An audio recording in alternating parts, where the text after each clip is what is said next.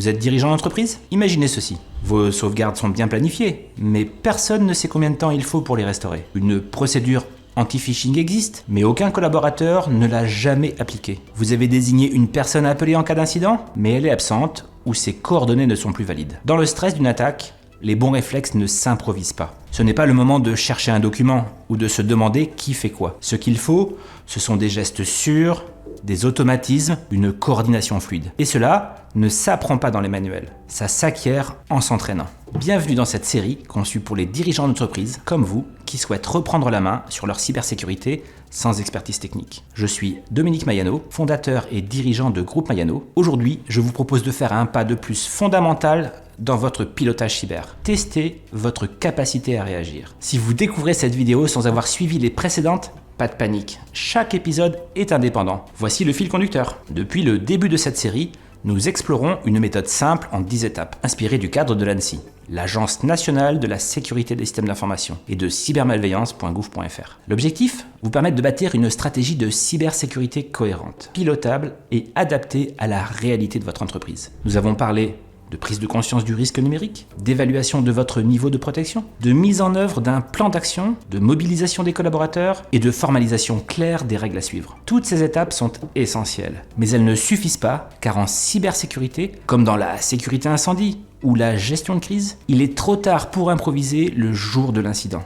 Dans cet épisode, nous allons voir ensemble ce qu'est un bon test de cybersécurité, les formats simples à votre portée, sans moyens lourds, comment impliquer vos équipes et surtout, comment faire de ces tests un vrai levier de progrès. Et comme dans chaque vidéo de cette série, je vous proposerai à la fin des pistes concrètes à appliquer dès demain, ainsi qu'un lien vers des ressources pratiques disponibles sur notre site. Vous êtes prêts à transformer vos procédures en compétences réelles? Lorsqu'il est question de tester sa cybersécurité, beaucoup imaginent aussitôt des simulations techniques réservées aux grands groupes, tests d'intrusion, hackers éthiques, attaques orchestrées. En réalité, tester sa capacité à réagir, c'est bien plus simple et surtout beaucoup plus accessible. Un test cyber, c'est avant tout une mise en situation concrète, un exercice pensé pour votre entreprise, afin de vérifier que ce qui est prévu fonctionne réellement. Prenons un exemple. Vous avez défini une procédure en cas d'attaque par rançongiciel. Très bien. Mais l'avez-vous déjà testé? Savez-vous combien de temps il faut pour couper l'accès au réseau? Qui doit être prévenu en premier? Qui décide si l'on restaure une sauvegarde? Et surtout, vos équipes savent-elles qu'il ne faut jamais payer une rançon? Le test peut se limiter à un jeu de rôle en salle de réunion sur une base très simple. Par exemple, et si ce matin un mail douteux arrivait? Que ferait-on concrètement? L'objectif n'est pas d'évaluer ni de piéger, il s'agit simplement de vérifier si les bons réflexes sont en place et de repérer les points de friction. Des règles floues, des infos manquantes, une dépendance à une seule personne ou des procédures irréalistes. Et parfois, ce simple test fait ressortir des solutions immédiates. Mettre à jour un contact, créer une fiche réflexe claire, prévoir un message prêt à envoyer, identifier un suppléant. Ce n'est pas votre matériel qu'on évalue ici. C'est votre organisation, votre capacité humaine à faire face. Et c'est là que votre rôle de dirigeant est déterminant. Organiser un test cyber ne suppose pas de mettre en scène une attaque sophistiquée. Il s'agit surtout d'une démarche progressive, adaptée à vos moyens, utile dès le premier essai, et qui peut être mise en œuvre en 5 étapes simples. Voyons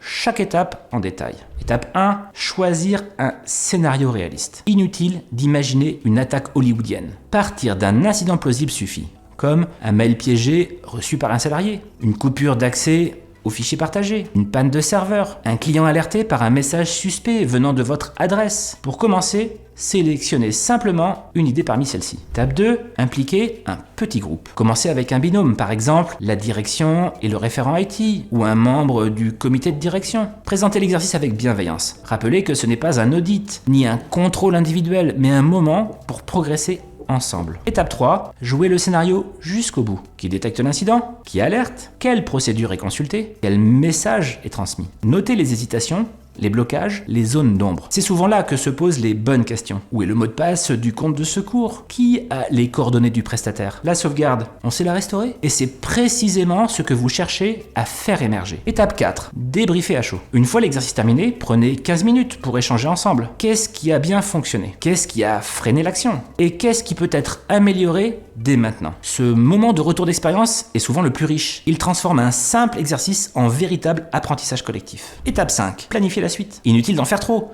Fixez-vous un test annuel et répétez l'exercice dès que vous modifiez votre plan d'action de façon importante. L'essentiel, c'est la régularité, car plus vos équipes pratiquent, plus elles gagnent en fluidité, en confiance, en autonomie. Tester votre capacité à réagir, ce n'est pas seulement se préparer à une cyberattaque, c'est transformer votre manière de fonctionner en équipe. Bien menés, ces tests deviennent des leviers puissants de pilotage. Premièrement, vous allez donner un cap clair en cas de crise. Un test envoie un signal fort. En cas de coup dur, nous saurons quoi faire. C'est un message de leadership particulièrement fort dans une PME où les rôles sont multiples. Deuxièmement, vous allez ouvrir un dialogue simple et utile. Ces exercices permettent d'aborder la sécurité sans jargon. On échange sur les outils, on clarifie les rôles, on imagine les bonnes pratiques ensemble. Et chacun peut apporter son point de vue métier. Un collaborateur administratif, un commercial, un technicien, tous ont des réflexes et des idées à partager. Troisièmement, vous allez installer une culture de l'amélioration continue. Le simple fait de tester, d'identifier des lacunes, puis de les corriger,